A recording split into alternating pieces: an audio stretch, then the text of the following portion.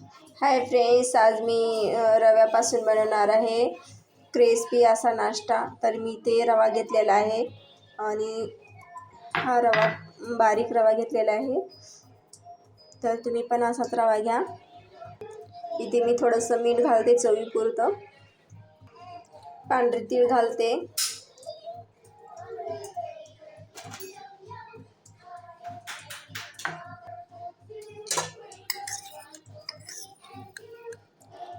आणि ही लाल मिरची आहे कुटलेली ती घालायची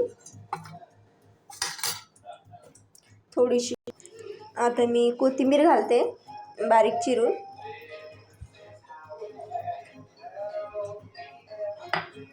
आणि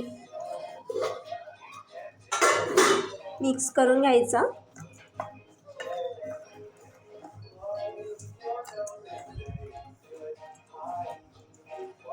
असं मिक्स करून घ्यायचं आहे।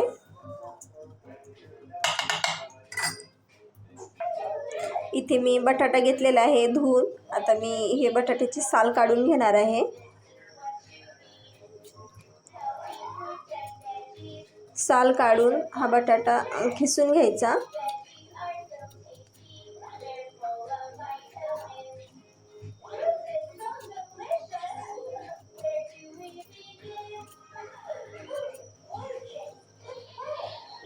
इथे मी बटाट्याची साल काढून घेतलेला आहे। आता मी खिसून घेते हा बटाटा।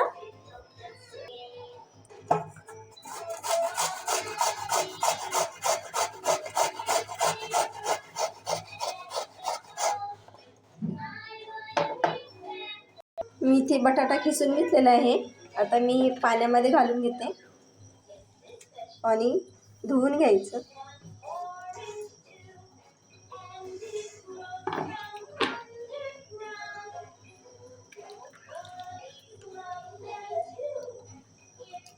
मी परत एकदा धुवून घेते।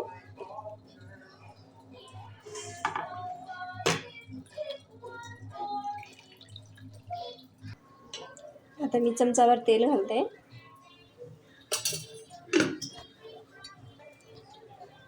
जिरं घालायचं थोडं। आता मी हे बटाटा खिसलेला घालून घेते।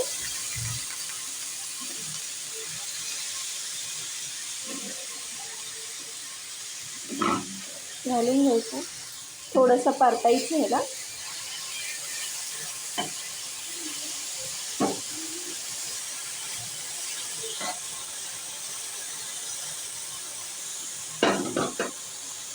पाणी घालते मी आता त्याच्यामध्ये, थोडंसं मीठ टाकायचं।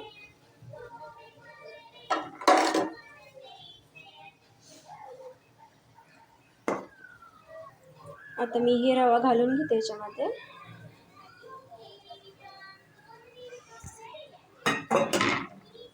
मिक्स करून घ्यायचा।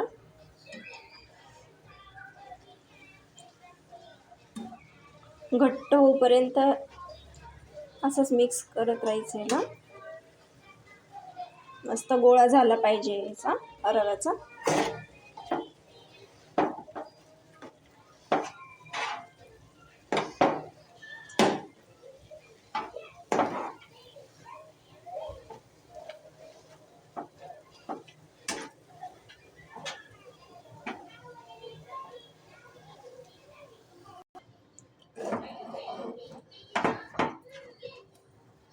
असा गोळा तयार व्हायला पाहिजे।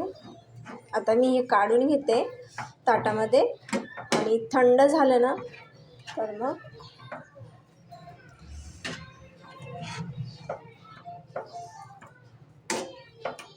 आता मी गॅस बंद करून घेते। मी पोळीपाटाला तेल लावून घेतलेलं आहे, कारण मिश्रण चिटकणार नाही पोळीपाटाला। इथे मी गोळा घेतलेला आहे। आता ह्याला हातानं प्रेस करून घ्यायचं। थोडं गरमच आहे हा।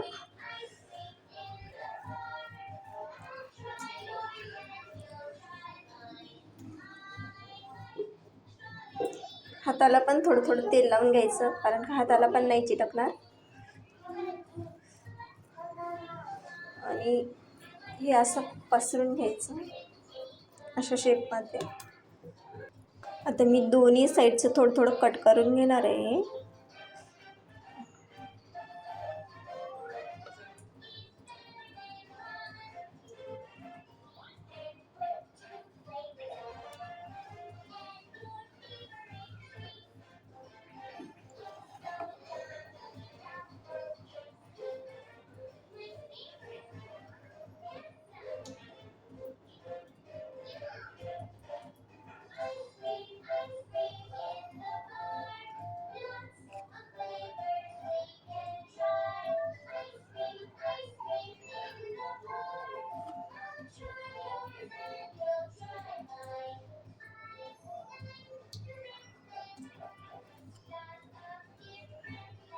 अशा पद्धतीने हे कट करून घ्यायचं.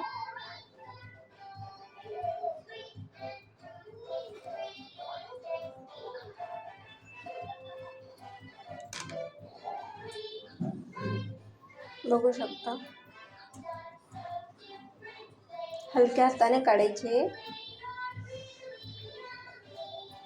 आणि आता हे फ्राय करून घ्यायचे. इथे मी थोडासा रवा काढून ठेवला होता, तर मी त्याच्यामध्ये पाणी घालते आणि मिक्स करून घ्यायचा. असंच पातळ राहू द्यायचं.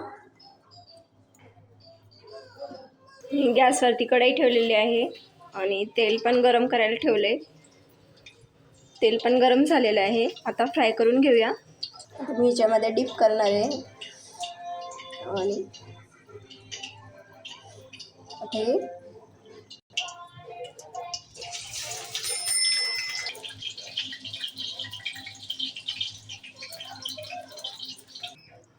बघू शकता, मी तळून घेतलेलं आहे. आता मी ताटात घालून घेते.